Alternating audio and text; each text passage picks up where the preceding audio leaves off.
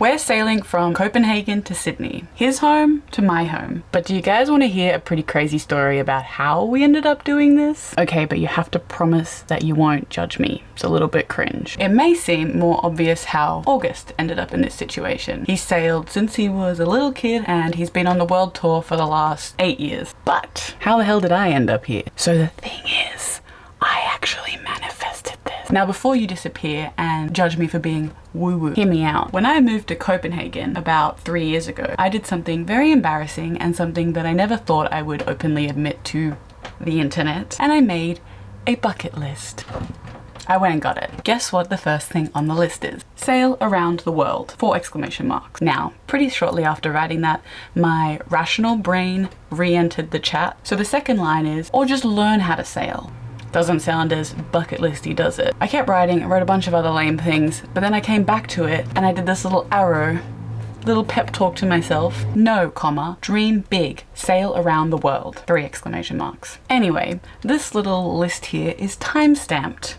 The 22nd of April, 2023. August and I met 2 weeks after I wrote this.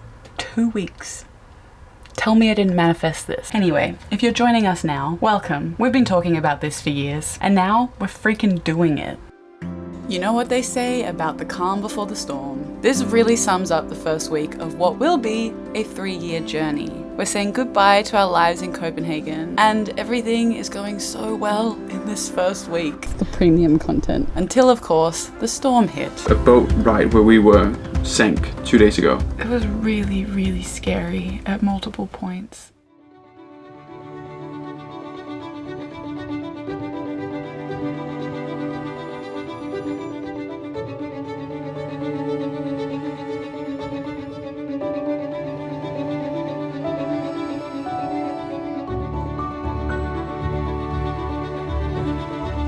Lagom!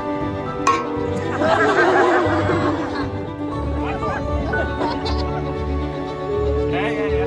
Lagom!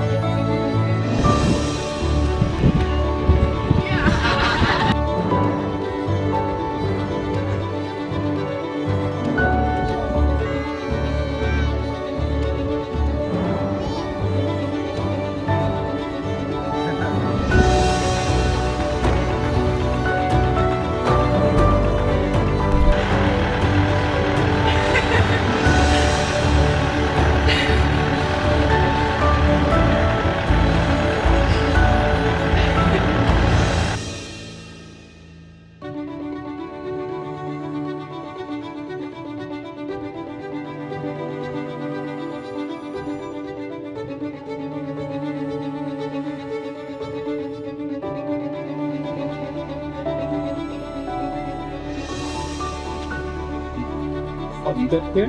The flag to the left. That's fishing flag. We don't want to get close enough. I just saw that.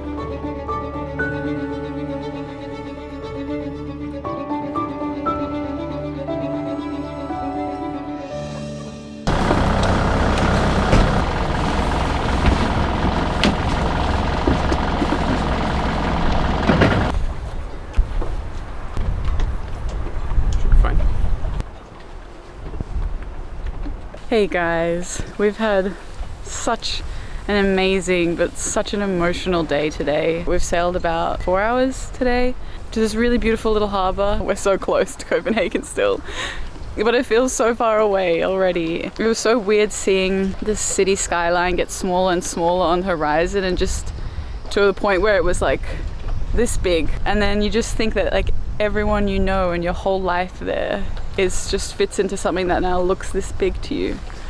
It's really weird, but didn't take long for the excitement to set in either, because I was saying to August, it felt sort of like when you're taking off on a plane to leave somewhere, and as you're going through the takeoff and you've got your headphones in, you're listening to dramatic music and you're feeling so much and it's all happening, and then you go through the cloud line and then you can just see sky and clouds and you're like, oh, okay, what movie should I watch? It felt like that. We kind of just dried our eyes, got the sails up, and we're like, oh, cool, let's do this. We've been looking forward to doing this for so long. We've been talking about this for 2 years, basically since we met. And now it's the first night, and it's so exciting.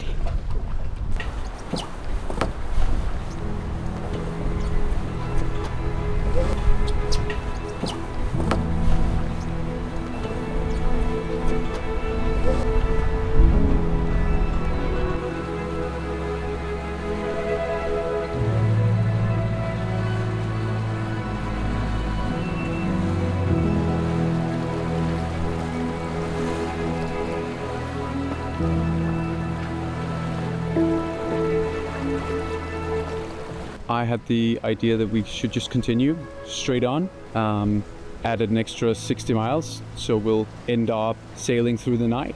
So we might get there in Kiel. So it's gonna take us about 7 hours, 8 hours, I think. The wind is gonna die off completely tonight and tomorrow, but today we do have some current with us, so I thought might as well just take advantage of that and get the first real night sail in crowded conditions before we head to the English Channel, because it's going to be 100 times more hectic there, and we will be sailing in the night, I think. So this is a trial, and it's going to be a long day. We did leave the harbor. We headed out at 8 a.m. this morning, so 20 hours sailing. Yeah, it's going to be fun.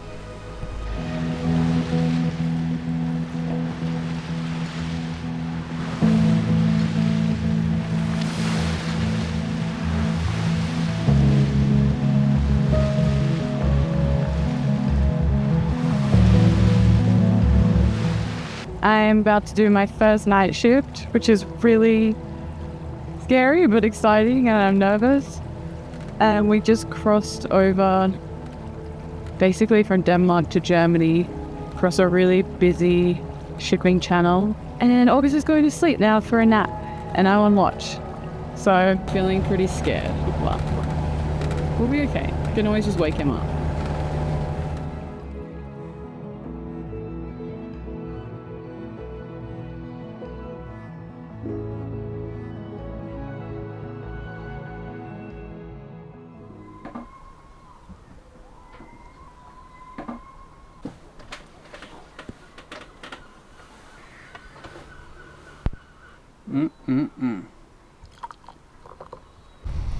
With her underwear. Hide the underwear. Premium content. What are we celebrating? We're celebrating so many things. The fact that we left. The fact that we left Denmark. Yeah. The fact that we got out of Denmark within a day and a half. We did a lot of sailing in the first That was intense. 20 hours. And we got all new ropes Yes. with our friends from Lios. Lots of things to celebrate. Ooh. Medium and large. Small, please. I said medium and large. Cheers. Cheers. Good luck. That was nice. Whoa. Thank you, Kiel. Is that how you pronounce it? Kiel? Kiel. That's Danish. How do the Germans pronounce it? Kiel. Kiel. Ich bin ein Kiel. As the resident Australian on this boat, it's time for me to go on a little murdering spree. We have a spider problem. Are those my Birkins? Yeah, using August's shoes, of course. Oh. Jesus. This is gonna be covered. I feel like 50% less force will also do the job. Back home you have to be fast because they run, but these ones are quite docile. Wait, I don't see it. Fuck. Big one up here. Oh. Really big one, actually. Oh, see, he's running.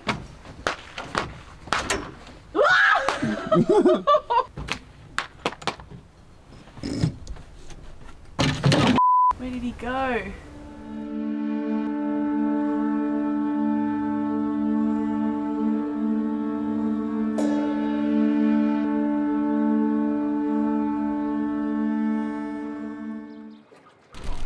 High quality. August has been looking forward to this for a really, really long time. He's been talking about it basically since we got the boat. They were supposed to give us this in Copenhagen, but We were a bit late with ordering and sizing everything. So we managed to just get it shipped here to Kiel in Germany. Why are the lines we currently have an issue? They're not an issue, but they are over dimensioned. Take this jib sheet here, the blue one. That's like a 14 mil. Doesn't have to be. And they are 20 years old. So if something were to snap or break at some point, it would be that. It also just makes them way harder to pull, right? Like I noticed a huge difference when we changed the out haul. Yeah. It's That's so much the only easier. line we've changed until now. Yeah. And last thing is that you touch the wheel and the ropes. So it might as well be nice to touch. Wow. Look at all these cool colors. Guess he'll tell me if I'm doing something wrong. You don't have to jump like crazy. I'll get us in quite close. Yeah. Just somewhere, yeah. Great. If you're an old person, you couldn't get back up. It's so lonely. This is water level. I think I'm gonna have a hard time getting back up. I reckon I can do it with no pants. With no pants? I reckon I can do it with no pants. Oh, I thought you said no pants. No, you can't, no. Yeah. There's a big wall that's sliding across. And we're locked in.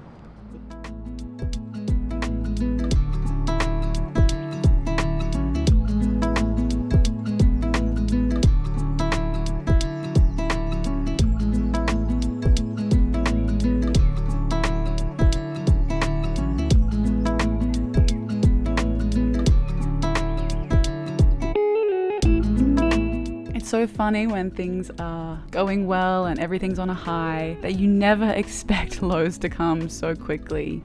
You know that in theory, of course they probably will. They always do. Life is an ebb and flow, up and down. But I did not expect things to drop so quickly from going so well to being so unbearable. Not this early in the trip. I thought we would have more time to get into a rhythm, to get underway, to get used to this new life of moving every couple of days. A boat ride where we were sank 2 days ago. It was really, really scary at multiple points. Hey guys, this video unintentionally both started and ended with me crying. Which has sort of prompted us to think about how much we're sharing on here, and I really want to be as open and honest as possible about the lows as well as the highs of what we're doing. I really don't want to over romanticize this lifestyle. Whilst it would be so incredible to even inspire just one person to do this, I would hate to give an unrealistic picture of what it's like. So, I mean, I don't think you need me to explain why it is scary to post videos of yourself crying on the internet.